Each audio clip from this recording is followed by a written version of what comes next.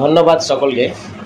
আমি আবার 21শে জুলাই সম্পর্কে কিছু গুরুত্বপূর্ণ তথ্য আপনাদের সামনে আমি শেয়ার করতে চাই। আপনারা মন দিয়ে শুনবেন, না কেটে সমস্ত আমার কথাটি শোনার জন্য অনুরোধ রইল। খুব গুরুত্বপূর্ণ কয়েকটি কথা আমি 21শে জুলাই সম্পর্কে আপনাদের সঙ্গে শেয়ার করতে চাই। আপনারা শুনুন, অনেকের হয়তো জানা আছে, অনেকের জানা নাই, আপনারা সেই সম্পর্কে একটু আলোচনা করুন। এই যে 21শে জুলাই যে শহীদ স্মরণ সভা প্রতি বছর মমতা বন্দ্যোপাধ্যায় সেখানে পালন করে, আসলে 21শে জুলাইয়ের সভাটা কী কারণের জন্য পালন হয়?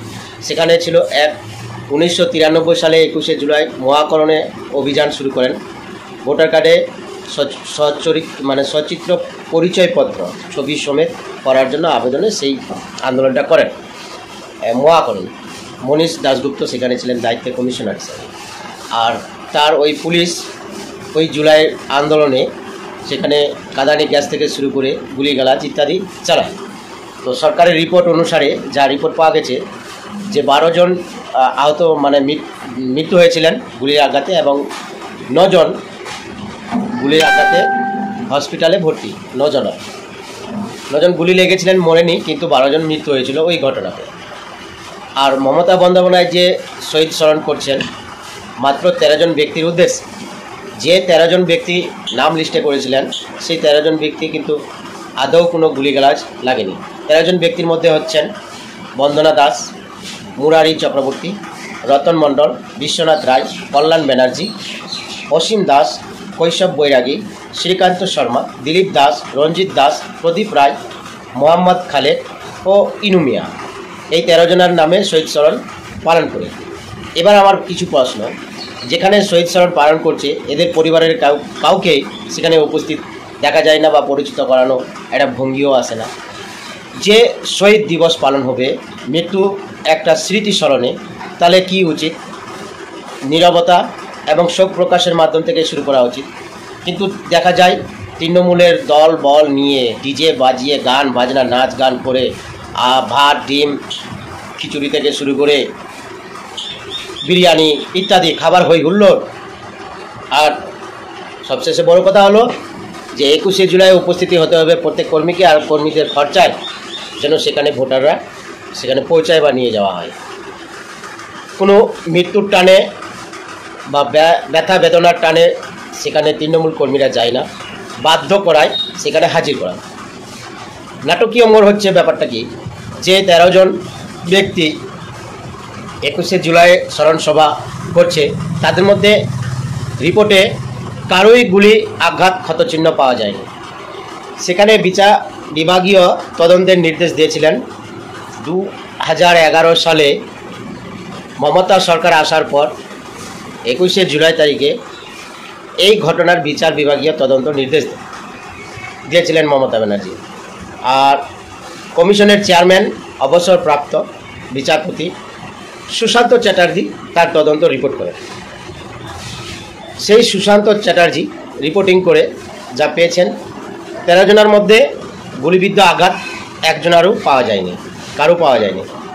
তাদের মৃত্যুর কারণ যে রিপোর্ট পেয়েছিলেন সেটা হলো cirrhosis of livers. Cirrhosis of livers মানে লিভারের পরিমাণটা বেড়ে যাওয়া। এটা হয় কেন? এটি একটি রোগ, আর এই রোগটি হয় যে বেপরোয়াভাবে মদ পান করে। এরা কিন্তু মদ পান করে ছিলেন, সেই মৃত্যুবরণ করেছেন, মরেছেন। মদ পান স্বাভাবিক কারা করে? যারা দুষ্কৃতী খতরনাক তারা। যেখানে 12 জন গুলিবিদ্ধ হয়ে মারা গেছিলেন এবং 9 জন আহত হয়েছিলেন গুলির আঘাতে, তাদের কারো নাম নাই, তারা সাধারণ মানুষ। আর এই 13 জনের নাম লিস্ট করে শহীদ স্মরণ করছে। 13 জন কি? আপনাদের মনে প্রশ্ন জাগবে না? যদি 13 জন আন্দোলনের শহীদ হতো তাহলে তদন্ত রিপোর্টে তাদের ব্যবস্থা করা হয়নি কেন? যে মারা গেছিলেন তাদের পরিবারের কোনো চাকরি দেওয়ার ব্যবস্থাও করেনি, অথচ ক্ষমতায় আছে। বিভিন্ন দিক দিয়ে প্রশ্ন উঠছে, স্বাভাবিক, উঠার ক্ষেত্রে স্বাভাবিক।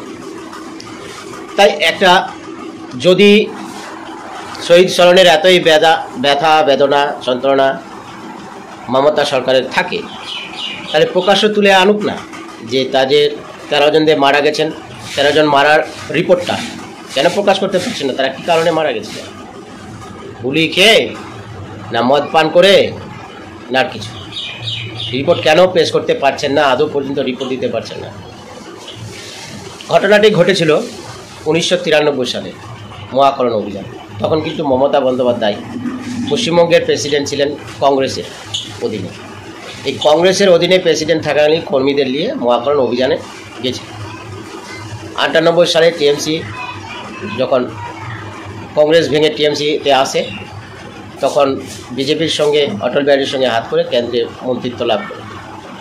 মমতা বন্দ্যোপাধ্যায় যেই চক্রান্ত করছে শহীদ স্মরণের নাম করে নাটকবাজিতে করছে, এটা এক ধরনের নাটকবাজিরই কথা বলা যায়। কারণ যারা শহীদ হয়েছে তাদের সমবেদনা জানাচ্ছি না, দলের সমবেদনা জানাচ্ছি।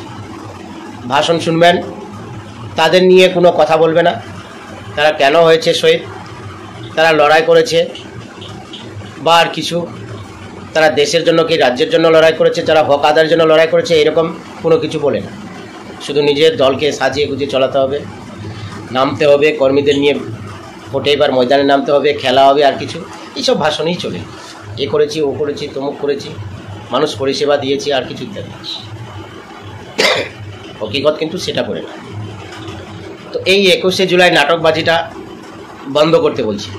যদি 21শে জুলাই করার ইচ্ছা